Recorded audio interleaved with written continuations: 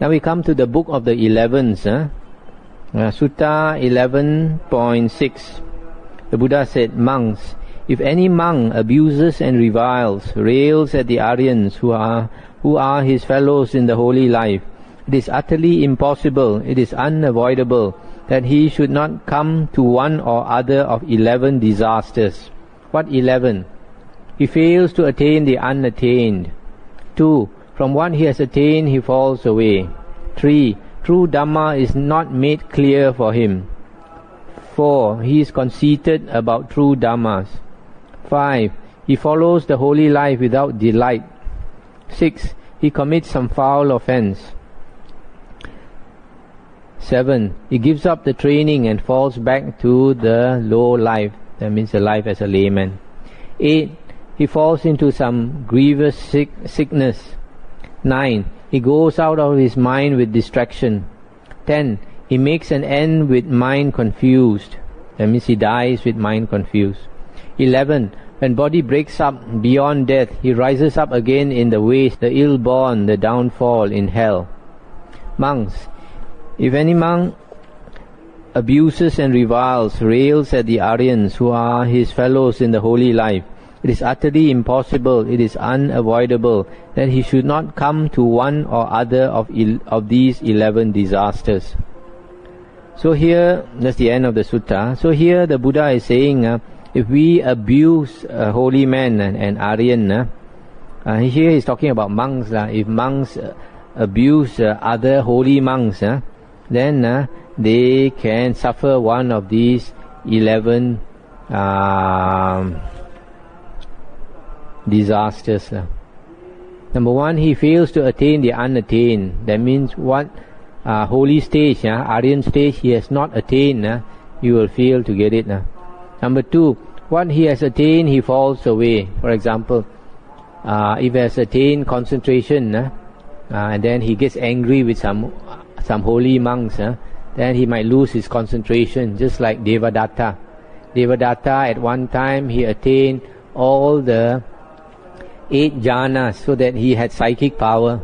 But later, because he wanted to take over the Buddha's place as leader of the monks, and the Buddha did not allow him, so he schemed to kill the Buddha, and he talked bad about the Buddha.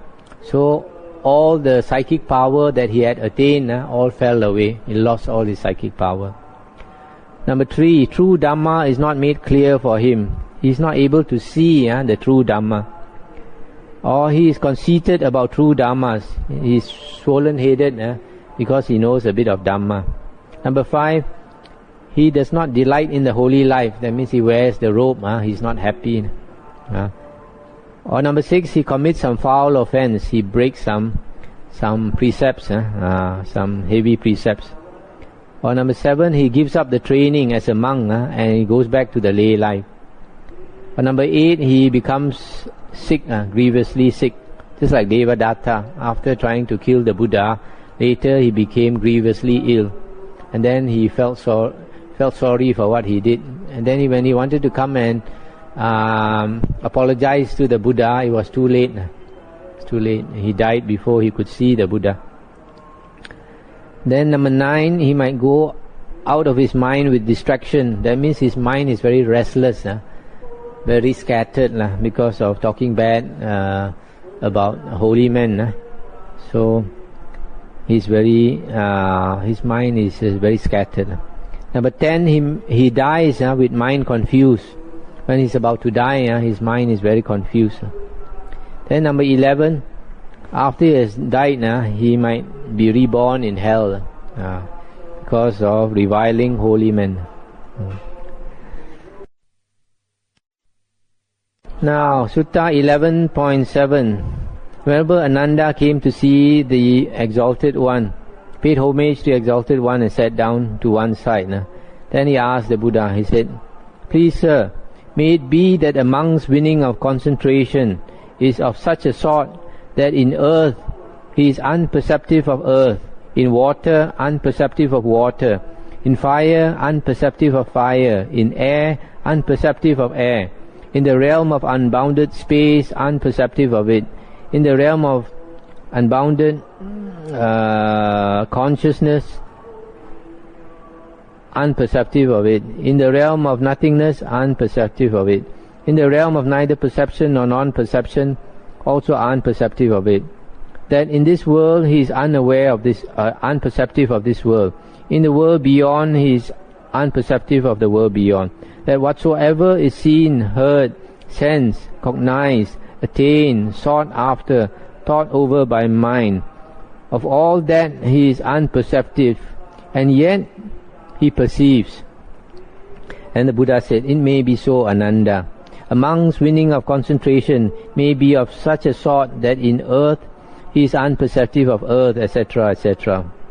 Then, remember, Ananda asked, but sir, in what way may a monk's winning of concentration be of such a sort that of all that he is unperceptive, and yet he is perceptive, he perceives?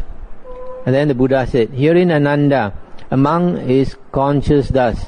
This is the real, this is the best, namely the calming of all conditioners, the rejection of every substrate, the ending of craving, the fading of interest, stopping or cessation and nibbana. In such way, Ananda, a monk's winning of concentration may be of such a sort that in earth he is unperceptive of earth, etc. That in whatsoever is seen, heard, sensed, cognized, attained, sought after, thought out by mind, of all that he is unperceptive, and yet at the same time he perceives. That's the end of the sutta. It's quite an interesting sutta. Here remember Ananda is asking, can a monk attain a state of concentration such that he is in this world and yet he is not perceptive of this world? Usually the Buddha talks about feeling and perception. If a person has feeling and perception, it means he has consciousness. He is conscious. So if a person has no perception, it also means he has no consciousness. But in this case, the Buddha is talking about a person who has attained a state of concentration that he is not aware of this world at all. He is not aware of whatever is seen, sensed, heard, cognized, thought over, etc. And yet at the same time he is conscious. So the Buddha said it is possible. It is possible.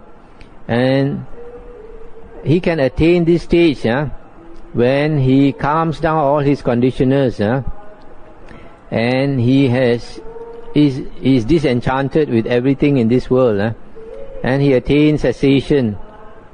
And here he even says nibbana. So here basically what is being said is that this state of nibbana is of this sort.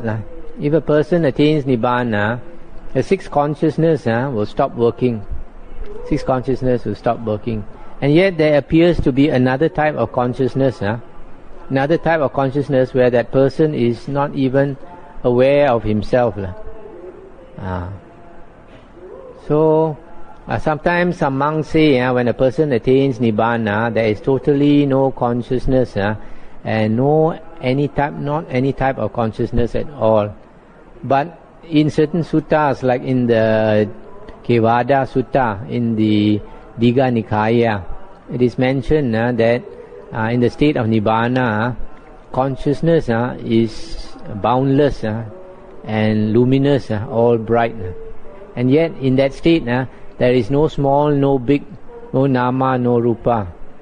In other words, when you have nama rupa, you must have consciousness, vijnana. Vijnana always comes with nama rupa, because nama rupa is the object of consciousness.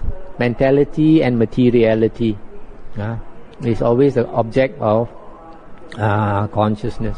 So if you don't have nama rupa, it means that you don't have consciousness. But yet the Buddha says there is a type of consciousness which is luminous and which is boundless. So probably here is also referring to the same thing. Now we come to the last sutta, 11.16. The Buddha said, monks, 11 advantages are to be looked for from the radiation by mind of loving kindness, by making loving kindness grow, by making much of it, by making loving kindness a vehicle and basis, by persisting in it, by becoming familiar with it, by well establishing it. What are the 11? One sleeps happy and wakes happy. He dreams no evil dream. He is dear to human beings and non-human beings alike. The devas or heavenly beings guard him. Fire, poison or sword affect him not. Quickly he concentrates his mind. His complexion is serene. He makes an end, or he dies without bewilderment. It means unconfused. And if he has penetrated no further,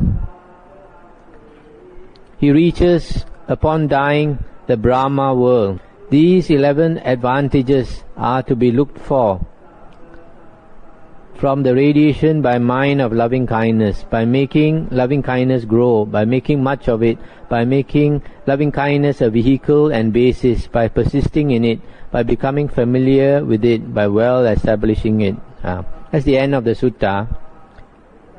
Here I have translated this radiation by mind of loving kindness. Here, this in the Pali Text Society book, they have it as the release of heart by the practice of amity. Release is like liberation. Liberation. Here I prefer the word radiation. You radiate loving kindness by the mind. In the suttas, the Buddha has said that to practice loving kindness, we should first attain the jhanas, at least the first jhana. Because if a person has attained jhana, the mind is strong. Then when he practices radiating out the loving kindness, it is possible. But if we don't have a strong mind, we try to radiate the loving kindness, other beings cannot feel it. So if a person can practice this radiation by mind of loving kindness, it means he has attained the jhanas. And if a person has attained the jhanas, so he gets these benefits by practicing metta. He sleeps happy and wakes happy. He dreams no evil dream. He is dear to human beings and non-human beings alike, because he is always having metta. The devas guard him. Fire, poison or sword affect him not. This one is because the devas guard him. Sometimes people think even if he takes poison, he won't die. But it's not. I don't think it's in that sense.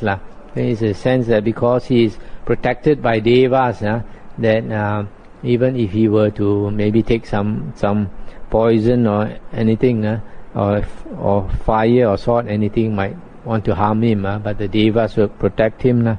And then he can concentrate his mind quickly. His complexion is very serene, and he dies unconfused. And if he has not attained to arahanthood, he will attain to the Brahma world. Brahma world is in the form realm, rupa loka. And in the form realm, generally you should have jhana to be able to be reborn there. So these are the advantages of practicing metta, loving kindness. So with that, I come to the end of the Anguttara Nikaya.